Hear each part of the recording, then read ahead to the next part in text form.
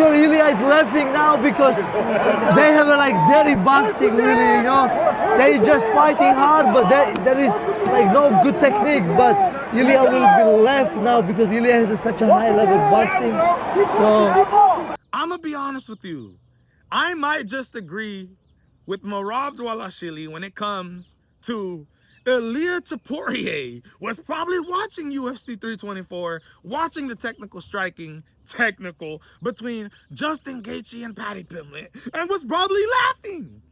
MERAB gassing as a fan in the crowd, watching Paddy Pimblett take on Justin Gaethje, was gassing on him, sticking up for his butt buddy, Ilia Topuria. We can't lie. We know they both have love for their country, Georgia. We know MERAB has went to Ilia Topuria's home and spent time with his kids. They really got a lot closer. So of course he's gonna talk like that. And I won't lie, I agree, man. After watching Justin Gaethje take on Paddy Pimblett, first of all, Justin Gaethje was a fighter early in his career that had no technical skills. You're talking about a goddamn bar burner of a fight, a guy who goes in there and is looking to land these huge punches, speed and power. But over the last couple years, especially when we seen the rematch with Dustin Poirier compared to the first fight, he really started working on his technical skills, started building a jab, started using feint, started calming down and not being as aggressive. But against Paddy Pimblett, completely opposite. He threw that technicality out of the goddamn cage and went to war with Paddy Pimblett. Now, Paddy Pimblett, we always knew that this guy wasn't that technical. On the ground, yes, but standing up, never had great striking. It was a goddamn chin up in the air, getting caught every single fight with big punches. But proved that he does have a solid chin. I mean, he gets dropped and all that, but he still hasn't got knocked out. Pretty impressive. So I understand why MERAB says this, and I totally agree. I think Ilia Topuria is way more technically clean than Justin Gaethje and Paddy Pimblett, and probably sleeps these guys in less than 2 rounds. That's the honest truth, man. I just wanted to give my take on that. Hey, you know, MERAB out here sticking up for his butt buddy. This is funny. But another fight that I want to talk about as we head into UFC 325. Even money between both of these fighters. A matchup that brings interest to me.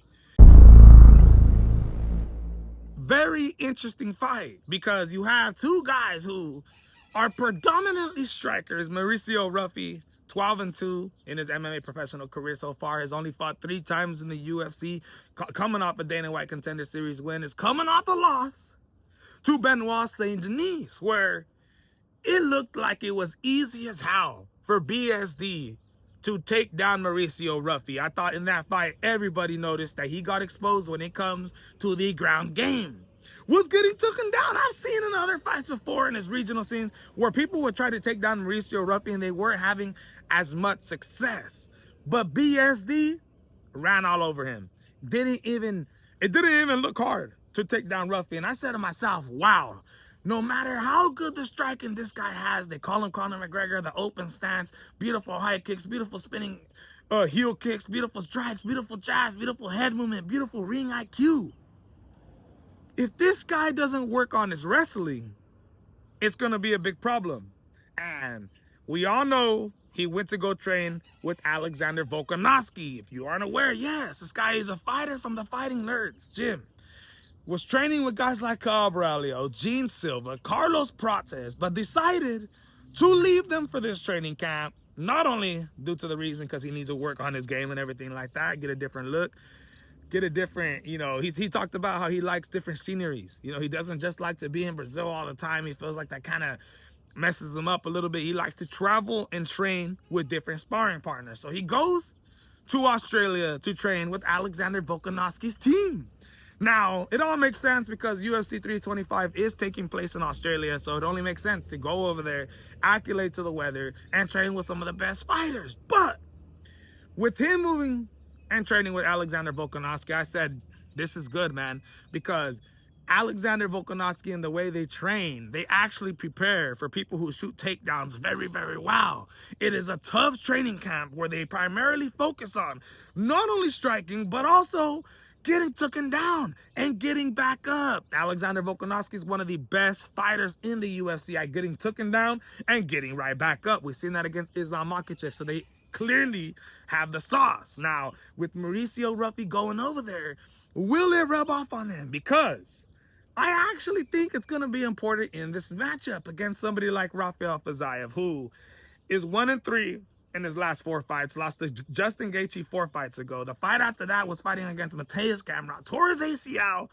His next fight fights against Justin Gaethje again on short notice.